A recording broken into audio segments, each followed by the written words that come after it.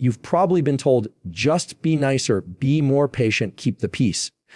But here's the truth. Niceness doesn't change a narcissist. In fact, it fuels them. What will change the game is you shifting from people pleasing to boundary setting. Today, I'm going to show you exactly how to do that calmly, confidently, and without apology. We've been conditioned to think that if someone is difficult, if they're selfish, if they're abrasive, what we need to do is soften up, be kinder, be more patient, bite our tongue, because maybe, just maybe, if we're nice enough, they'll recognize it and change. That works with reasonable people. That works when both sides have respect on the table. But with a narcissist, that same niceness doesn't register as kindness. It registers as weakness. And weakness to them is an opportunity. See, every time you fold to keep the peace, every time you go along just to avoid the fight, you're not protecting the relationship, you're protecting their control. You're reinforcing the very behavior that hurts you. It's like handing the keys of your car to someone who never learned to drive. You hope they'll take care of it, but deep down you know they're going to crash it. And the more chances you give, the more wreckage you're left with. That's why I say niceness feeds them. It doesn't calm them down. It doesn't change their mind. It fuels their need to dominate because they now know all they have to do is push and you'll step back. But here's the shift that actually changes things. Boundaries, not walls, not ultimatums. Boundaries. Boundaries are calm lines you draw around your own behavior. They don't control the narcissist. They don't magically make them respectful. What they do is protect you. They define where your energy goes and where it stops. Let me show you the difference. Niceness sounds like, it's okay. Don't worry about it. I'll take care of it. A boundary sounds like, I won't be doing that for you. Niceness says, I don't want to upset you, so I'll stay quiet. A boundary says, I'm not comfortable with that, so I'm going to step away. Do you hear the difference? One gives away power.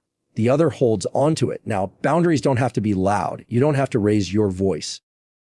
In fact, the quieter, calmer, and shorter they are, the stronger they land. Because when you set a boundary, you're not arguing. You're not debating. You're simply stating a fact about what you will and won't allow in your life. That calm firmness is what the narcissist can't control. And that's exactly why it works. Some of you might be thinking, but won't setting boundaries just make them angrier? And yes, it might. But their anger isn't proof you're doing something wrong. It's proof you're doing something different. If you've been feeding them with niceness for years, of course, they're going to notice when the supply stops. That pushback isn't a sign to stop. It's a sign you're on the right track. And here's the other thing, boundaries aren't about changing them. That's not the goal. Boundaries are about changing you, changing the way you respond. Because when you shift from, I hope they'll treat me better, to, I decide what I allow, the game changes. You take yourself out of their manipulation cycle. You stop playing the role they've cast you in. Think about it this way. You can't control the waves, but you can decide how close you stand to the shore. A narcissist will always send waves of criticism, guilt, manipulation. But you get to decide how far back you stand. You get to decide whether you're going to be knocked over every time or whether you're going to plant your feet and hold your ground. The more you practice this, the more natural it becomes. The first time, your voice might shake. The second time, you'll feel steadier. Over time, you'll realize you don't have to explain, you don't have to justify, you don't even have to convince. You just have to calmly draw the line and hold it. And that's the beauty of boundaries. They're not about aggression. They're about clarity. They're not about punishing. They're about protecting. And the more you use them, the less power the narcissist has over you. Because the truth is, the power they've held all this time, it was never really theirs. It was yours. And the moment you stop feeding them with niceness and start leading with boundaries is the moment you take it back. One of the hardest things to accept when you're dealing with a narcissist is that you can do everything right, calm tone, clear boundaries, respectful words, and still not get the outcome you want. That's because the outcome isn't yours to control. And if you make their reaction your scoreboard, you'll always lose because they're not interested in fairness. They're interested in winning. Most people get stuck here. They think, if I just phrase it better, if I explain it one more time, if I stay calm enough, maybe this time they'll get it. And every time it doesn't work, you end up frustrated, drained, and doubting yourself. That cycle keeps you locked in because you're tying your piece to their approval. And that's exactly the hook they want you caught on. Here's the truth. Your job isn't to convince them. Your job is to stand firm in who you are and what you allow. That's it. When you detach from the outcome, you take back your leverage. You're no longer waiting for them to validate you. You're no longer bargaining with someone who was never negotiating in good faith. You're simply saying, this is where I stand, and letting their reaction be theirs to own. Think of it like this. Imagine you're playing chess with someone who keeps knocking the pieces off the board, flipping the table, and then insisting they won. If you keep trying to reset the board and play fair, you'll be stuck there all night. But if you walk away, you win, not because they admitted defeat, but because you stopped letting them play the game with your time and energy. That's what detaching from the outcome looks like. You stop needing them to agree. You stop hoping for that moment where they finally say, you're right, I was wrong. And instead, you anchor your peace in your own actions, not theirs. Now, I know what you might be thinking. If I don't care about the outcome, doesn't that mean I've given up? No, detachment doesn't mean you don't care. It means you care about the right thing. Your own self-respect. It means you're done riding the emotional roller coaster of their reactions. You can still want the relationship to be better. You can still hope for change, but you stop basing your worth on whether or not they deliver it. And when you do that, something powerful happens. Their words, their accusations, their guilt trips, they stop hitting the same way because you're no longer standing there holding out your hands, waiting for them to drop you a crumb of validation. You've learned to feed yourself. Here's a simple shift you can use in the moment when they attack. Instead of asking, how do I get them to stop? Ask, how do I want to show up right now?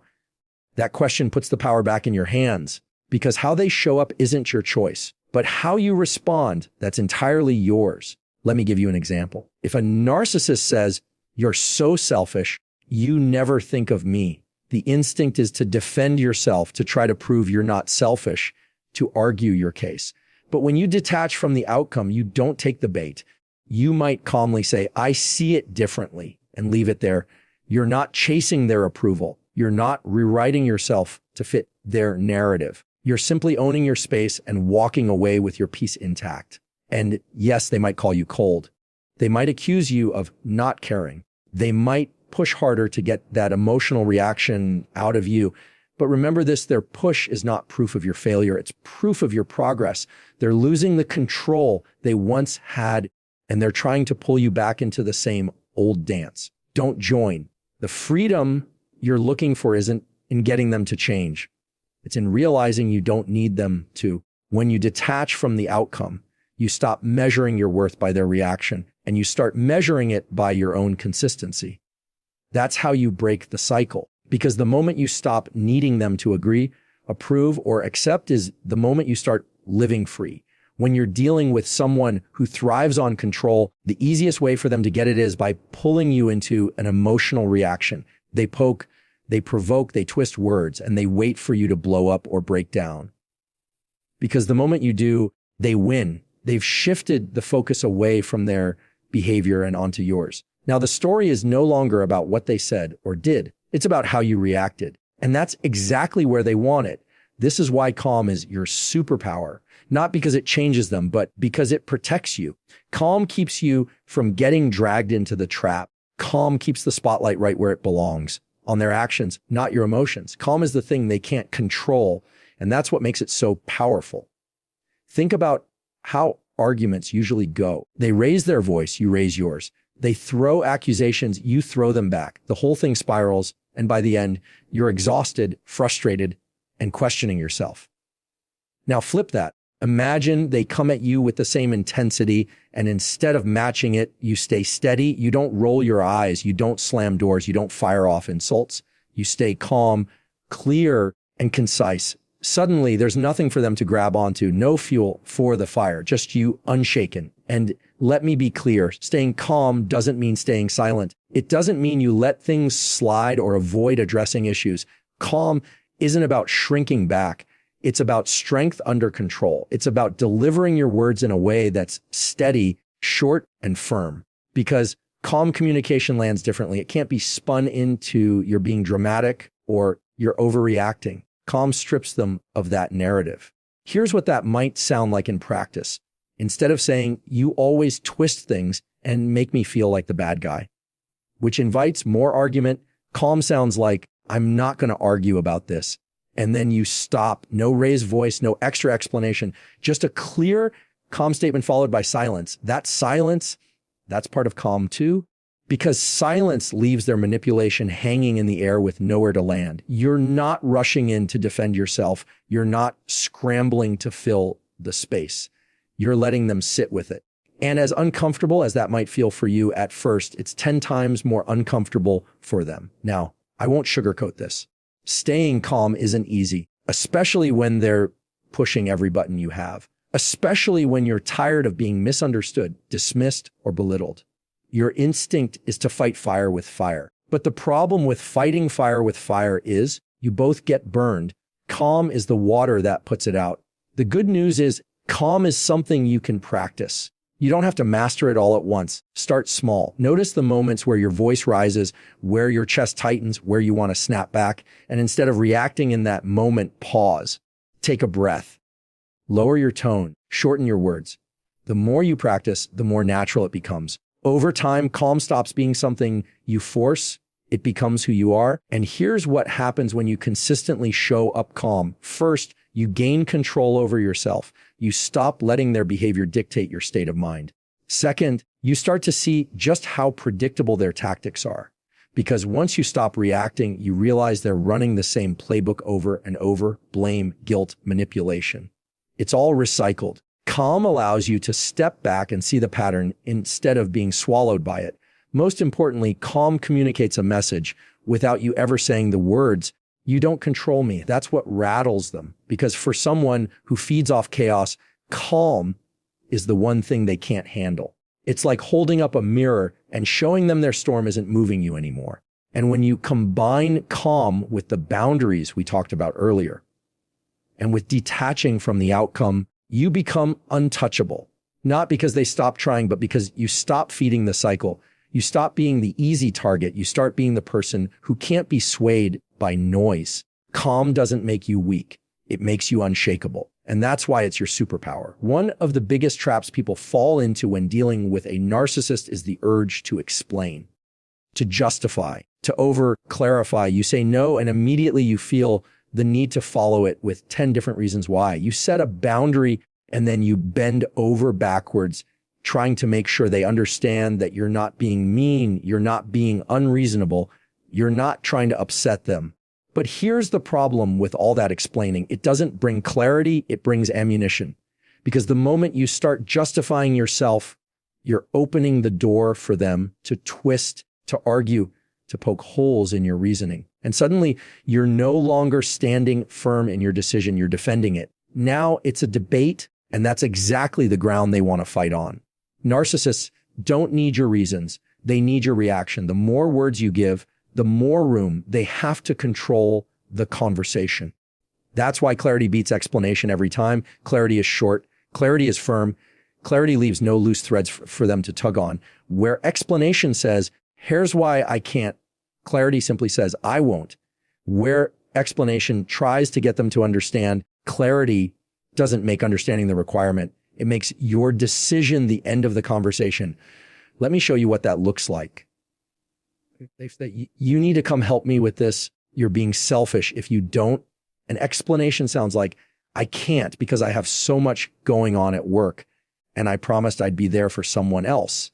And I'm really tired and I hope you understand. That's a long hallway with a lot of open doors for them to walk through.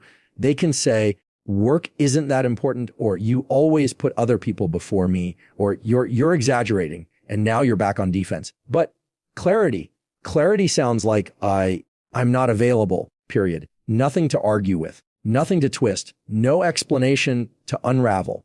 It's just clear, calm, and final.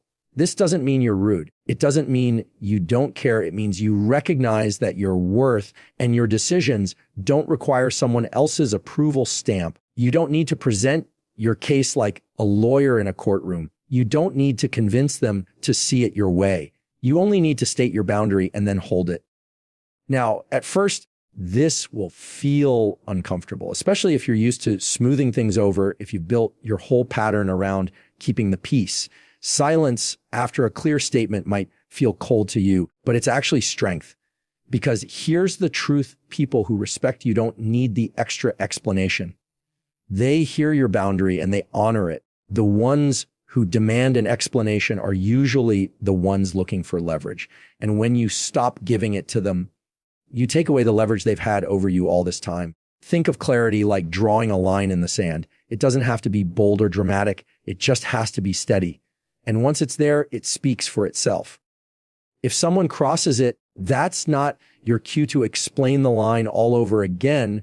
It's your cue to enforce it. And you'll notice something else when you start practicing clarity. Your conversations get shorter. Your stress gets lighter. The energy you used to spend crafting explanations and rehearsing arguments, suddenly you get that back because you're no longer chasing their understanding. You're no longer carrying the weight of trying to make them happy with every choice you make. You're free to stand in your truth, even if they never agree with it. This doesn't just change how you deal with narcissists. It changes how you carry yourself everywhere. Clarity simplifies your life. It builds confidence. It sends a quiet message to everyone around you. I mean what I say, and I don't need to dress it up. And that kind of presence earns respect, even from people who may not like it. So the next time you feel that pull to explain, to justify, to overtalk, pause. Remind yourself that clarity isn't about them. It's about you. It's about standing firm in your decision without handing over all your power in the process. Because the moment you trade explanation for clarity, you stop defending your boundaries and you start defining them. The real test of boundaries isn't setting them once. It's holding them over and over, even when it's hard, even when you're tempted to let it slide. Because a boundary without consistency isn't really a boundary. It's a suggestion. And suggestions don't change dynamics. Consistency does. Narcissists are experts at testing limits. The first time you say no, they'll push. The second time, they'll push harder. They'll guilt trip. They'll argue. They'll ignore what you said and do what they want anyway. And in those moments, the temptation is strong to give in just to stop the conflict. But the moment you do, you've taught them something.